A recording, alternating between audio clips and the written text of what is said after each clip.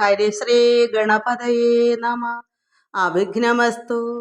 ഹരേ രാമ രാമ രാമ ഹരേ ഹരേ, ഹരേ കൃഷ്ണ കൃഷ്ണ കൃഷ്ണ ഹരേ ഹരേ. എല്ലാ ഭക്തമക്കൾക്കും എൻ്റെ വിനിതമായ പ്രണാമം. എല്ലാവർക്കും എല്ലാ നന്മകളും ഉണ്ടാകണമെന്ന് പ്രാർത്ഥിക്കുന്നു. ഓം ലോകാ സമസ്ത സുഖിനോ ഭവന്തു. നാരായണീയം ദശകം 34. രാമായണ കഥ. ശ്ലോകം 1. ഗീർവാണൈർ അർധ്യമാനോ ദശമുഖനിധനം കോസലേഷു ഋഷ്യശൃംഗേ പുത്രീയാമിഷ്ടിമിഷ്ട്വാ ദദുഷി ദശരഥഷ്മാ ഭൃതേ പായസാഗ്ര്യം.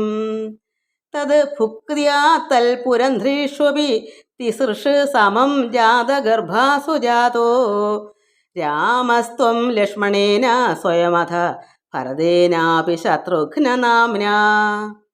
ഗീർവാണൈർ അർധ്യമാനോ ദശമുഖനിധനം കോസലേഷു ഋഷ്യശൃംഗേ പുത്രിയാമിഷ്ടി ഇഷ്ട്വാ ദദുഷി ദശരഥഷ്മാ ഭൃതേ പായസാഗ്ര്യം.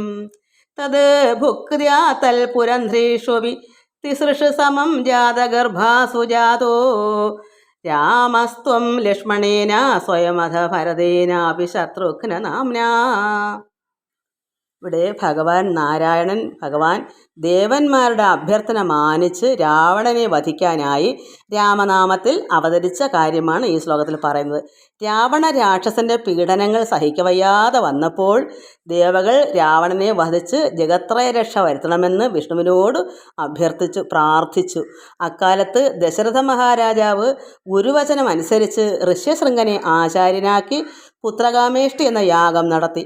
രാജാവിന് മഹർഷി അതിവിശിഷ്ടമായ പായസം യാഗ അന്ത്യത്തിൽ നൽകി. രാജാവ് ആ പായസം പത്നിമാർക്കും കൊടുത്തു. 3 പത്നിമാരും ആ വിശിഷ്ട പായസം പൂജിച്ചു.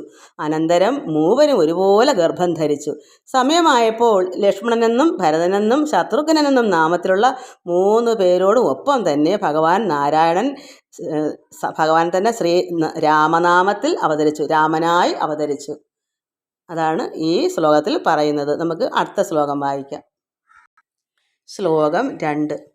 കോദണ്ഡി കൗശികസ്യ ക്രതുവര അഭിതം ലക്ഷ്മണേനാനുയാതോ യാതോ ഭൂസ്താതവാച മുനികഥിതം അനുദ്വന്ദ്വശാന്തോധഖേദ.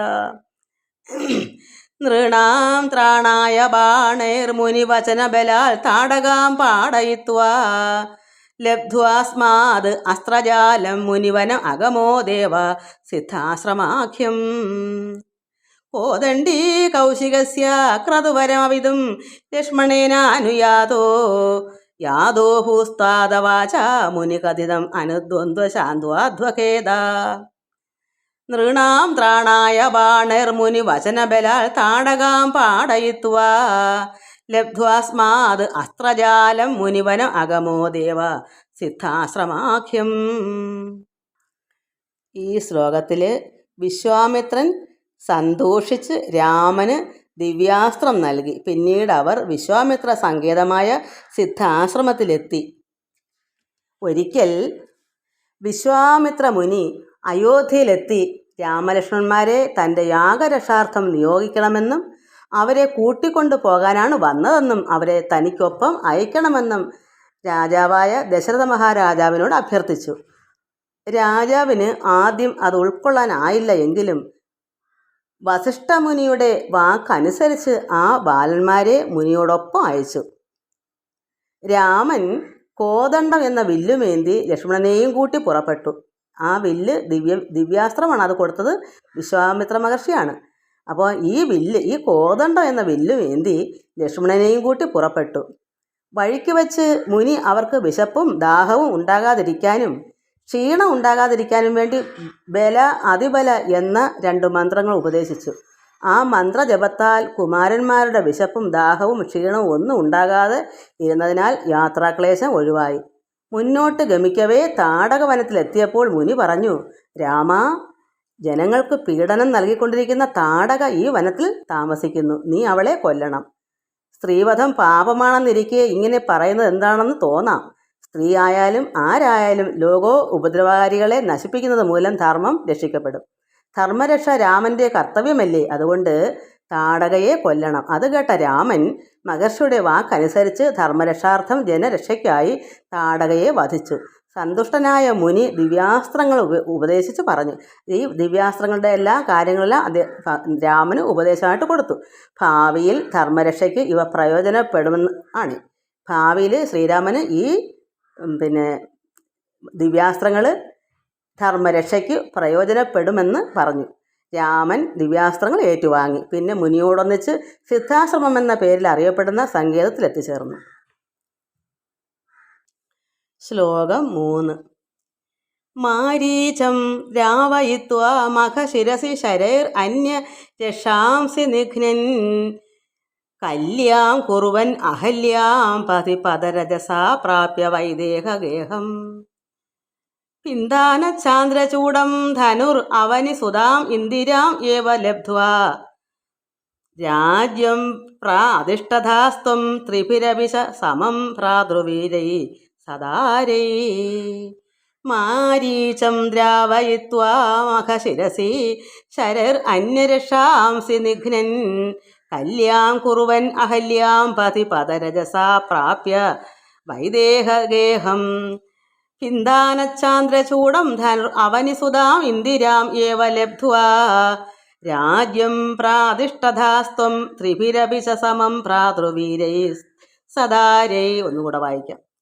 മാരീചം ദ്രാവയിത്വാ മഖശിരസി ശരർ അന്യരക്ഷാംസി നിഘ്നൻ കല്യാം കുറുവൻ അഹല്യാം പദരജസാ പ്രാപ്യ വൈദേഹഗേഹം പിന്ദാനചാന്ദ്രചൂഡം ധനുർ അവനിസുതാം ഇന്ദിരാം ഏവ ലബ്ധ്വാ രാജ്യം പ്രാതിഷ്ഠധാസ്ത്വം ത്രിഭിരഭിഷ സമം ഭ്രാതൃവീരൈ സദാരൈ. ഇവിടെ ശ്രീരാമഭഗവാന്റെ നിർദ്ദേശം അനുസരിച്ച് മുനി യാഗം ആരംഭിച്ചു. സിദ്ധാശ്രമത്തിൽ ചെന്ന് വിശ്വാമിത്ര മഹർഷിയോട് ചെന്നല്ലോ, അവിടെ ഈ യാഗത്തിന് വേണ്ടിയാണ് ചെന്നത്. രാക്ഷസന്മാരെ പേടിച്ച് അവിടെ ഈ യാഗങ്ങളൊക്കെ അവർ മുടക്കിക്കളയും, അതിനാണ് ഭഗവാനെയൊക്കെ കൊണ്ടുപോയത്. അപ്പോൾ ഇതിനകത്ത് പറയുന്നത് ശ്രീരാമൻ്റെ നിർദ്ദേശമനുസരിച്ച് മുനി യാഗം ആരംഭിച്ചു. എന്നാൽ ഉടനെ തന്നെ പഴയ പോലെ രാക്ഷസന്മാർ യാഗം മുടക്കാൻ ആരംഭിച്ചപ്പോൾ രാമൻ ആയുധം പ്രയോഗിച്ചു തുടങ്ങി. അമ്പുകൊണ്ട് മാരീചൻ വിരണ്ടോടി. മറ്റ് രാക്ഷസരെല്ലാം നിഗ്രഹിച്ചു യാഗം ഭംഗിയായി കലാശിച്ചു. മാരീചൻ രാമനെ ശരണം പ്രാപിച്ചതിനാൽ വധിച്ചില്ല. കാരണം അദ്ദേഹം മാരീചൻ ഓടിയെങ്കിലും പിന്നൊന്ന് ഭഗവാനെ അഭയം പ്രാപിച്ചു. അതുകൊണ്ട് ഭഗവാൻ വധിച്ചില്ല മാരീചനെ. ഭക്തനായി കഴിഞ്ഞുകൂടാൻ നിർദ്ദേശിച്ചു. പിന്നെ വിദേഹ രാജ്യത്തിലെ രാജധാനിയിലേക്ക് പുറപ്പെട്ടു. വഴിക്ക് വച്ച് വിശ്വാമിത്ര മഹർഷിയുടെ കൽപ്പനപ്രകാരം കല്ലായി കിടന്നിരുന്ന അഹല്യയ്ക്ക് പാദസ്പർശത്താൽ പരിശുദ്ധി നൽകി ശാപമോക്ഷം കൊടുത്തു. മിഥിലാപുരിയിലെത്തി ശൈവശാപം ഖണ്ഡിച്ച് ശ്രീ ഭഗവതി തന്നെയായ സീതയെ വേട്ടു. ഒപ്പം 3 സഹോദരന്മാരുടെയും വിവാഹം നടന്നു. അനന്തരം സീതാദേവിയോടും 3 സഹോദരന്മാരോടും അവരുടെ പത്നിമാരോടും കൂടി രാമനായ ഭഗവാൻ സ്വന്തം രാജ്യത്തേക്ക് പുറപ്പെട്ടു. അതാണ് ഈ ശ്ലോകത്തിൽ. എല്ലാവർക്കും നമസ്കാരം. സർവത്ര ഗോവിന്ദ നാമ സങ്കീർത്തനം. ഗോവിന്ദ ഗോവിന്ദ.